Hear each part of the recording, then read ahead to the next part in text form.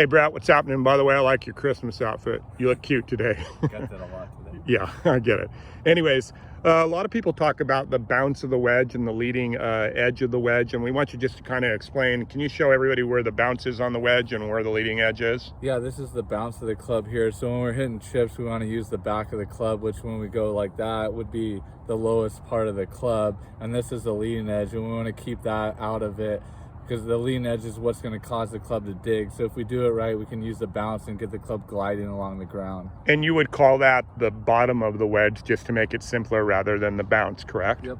Cool. So Brett has a beautiful pitching motion here, and if you watch him, like, first thing he does, like, make a practice swing or two. It looks like just a little U that he's making, and he's just letting that bounce kind of skim along the ground here. And this would be a second option if you want to do, like we talked about earlier, putting with loft. This is just allowing the wedge to pick the ball up in the air. So go ahead and swing, and you can watch him kind of narrow stance, real quiet motion. Good action there. I love the way that when you watch him do it, it's just basically an 8-4 swing. And away he rolls it down there, and you can notice the ball, it's just getting kind of picked up in the air by the club naturally, and the club's swinging along the ground, and that's the operative key rather than down at it.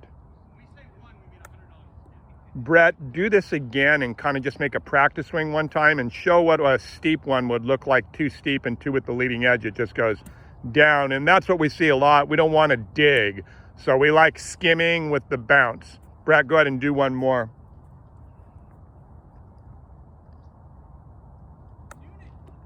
Yeah, perfect, really good.